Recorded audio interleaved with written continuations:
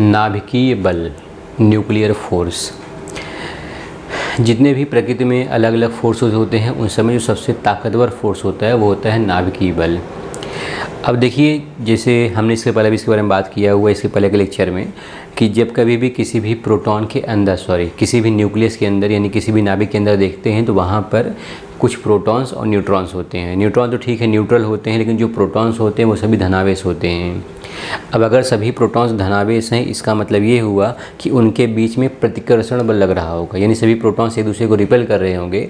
और जब प्रोटॉन्स एक दूसरे को रिपेल करेंगे तो क्या होगा, वो न्यूक्लियस के बाहर आ जाएंगे। न्यूक्लियस के बाहर आ गए, इसका मतलब ये हुआ कि जो न्यूक्लियस है वो नष्ट हो गया, और न्यूक्लियस नष्ट हो गया मतलब कोई परमाणु नहीं रह गया।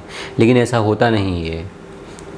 तो क्वेश्चन यहाँ पर ये बनता है, प्रश्न यहाँ पर ये उठता है कि क्यों ऐसा हो रहा है कि भले ही न्यूक्लियस के अंदर प्रोटॉन्स हैं लेकिन वो प्रोटॉन्स खुद से न्यूक्लियस के बाहर नहीं आ रहे हैं। तो जब लोगों ने समझना शुरू किया तो उनको समझ में आया कि जो प्रोटॉन्स के बीच में कूलम का प्रतिकर्षण बल लग रहा होता है उससे भी ताकतवर एक और बल है जो प्रोटॉन्स को आपस में आकर्षित करता है, और उस बल को नाम दिया गया नाभिकीय बल। इसी नाभिकीय बल के बारे में यहाँ पे बात किया, जैसे आप इस चित्र में देख सकते हैं।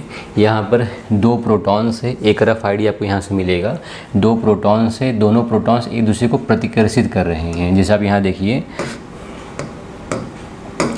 ये जो ऐसा तीर बना हुआ है ये मेन बल बता रहा है कितना बल लग रहा है। तो ये दोनों एक दूसरे को प्रतिकर्षित कर रहे हैं, लेकिन वही प्रोटॉन्स एक दूसरे को आकर्षित भी कर रहे हैं।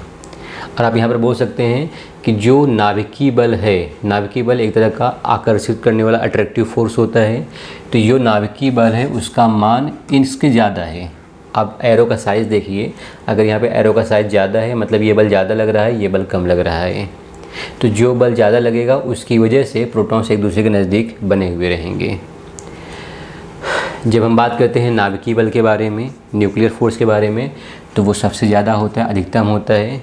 उससे कमज़ोर जो होता है वो होता है इलेक्ट्रिक बल, जो कूलम का बल होता है।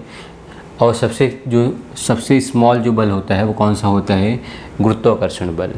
दो कण के बीच में समझिए जो बल लग रहा होता है वो होता है गुरुत्वाकर्षण बल। यहाँ पर लोगों ने ये देखा कि अगर जैसे मान लीजिए दो प्रोटॉन्स है, अगर इनके बीच की जो दूरी है वो 10⁻15 से ज़्यादा हो जाती है तो ऐसे केस में जो नाभिकीय बल है वो कितना हो जाता है, 0 हो जाता है। अगर देखिए यहाँ बोला गया है कि अगर दोनों प्रोटॉनों के बीच की दूरी 10⁻15 से ज़्यादा हो गई तो नाभिकीय बल 0 हो गया। इसका मतलब ये हुआ कि जो नाभिकीय बल है इसका जो परिसर, इसका जो रेंज होता है वो काफ़ी कम होता है। तो यहाँ बोला गया है कि बलों, तो अगर r जो है क्या है, ये नाभिकों के बीच की दूरी है, तो इसको हम लोग बोलते हैं बलों की संतृप्तता। बड़े साइज़ के नाभिकों में हम लोग ऐसा देखते हैं। तो जब भी कोई बड़ा नाभिक होता है तो उस केस में हम लोग इसको बोलते हैं, ये जो बात बोला गया है वो बड़े साइज़ के नाभिकों के लिए बोला गया है, और जिसके लिए जो बाइंडिंग एनर्जी पर न्यूक्लियॉन है क्या होता है, कांस्टेंट होता है। तो अगर कोई बहुत बड़ा नाभिक है तो उस केस में जब अगर बड़ा नाभिक है तो उसका त्रिज्या ज़्यादा होगा। त्रिज्या अगर ज़्यादा होगा तो अगर प्रोटॉन्स के बीच की दूरी बढ़ेगी, जैसे हमने इसके पहले बात किया, वहाँ देखिए तो मैंने ऐसा वहाँ पर हम लोगों ने एग्जांपल देखा जहाँ पर ऐसा एक वृत्ताकार है, दूसरा वृत्ताकार है। तो अगर एक प्रोटॉन यहाँ पर होगा, एक प्रोटॉन यहाँ पर होगा, अगर इनके बीच की दूरी 10⁻15 से ज़्यादा होगी तो ऐसे केस में इन दोनों प्रोटॉन्स के बीच में जो नाभिकीय बल कितना लग रहा होगा, 0 लग रहा होगा। क्योंकि जो ये प्रोटॉन है, इस प्रोटॉन का परिसर यहाँ तक है, यानी इसका रेंज यहाँ तक है, यहाँ तक नाभिकीय बल लगेगा, इसके बाद नाभिकीय बल नहीं लगेगा। वही बात यहाँ पर बोला गया और इसी को नाम दिया गया है बलों की संतृप्तता, saturation point of the force.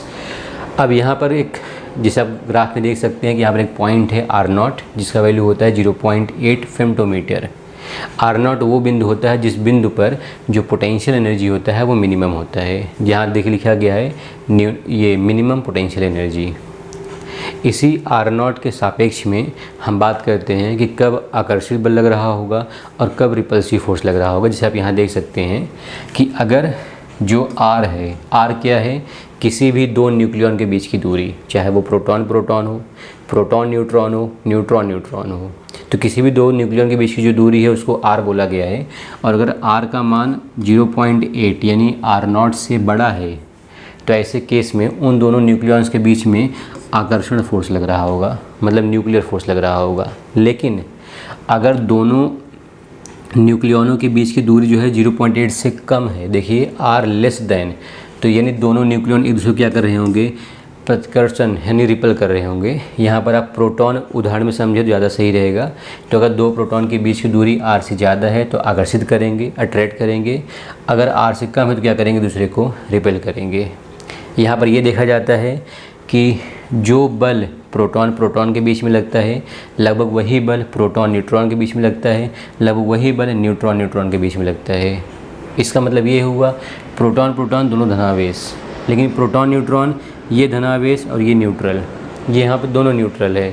इसका मतलब जो ये बल होता है वो आवेश पर निर्भर नहीं करता। तो जो नाभिकीय बल है वो आवेश पर निर्भर नहीं करता।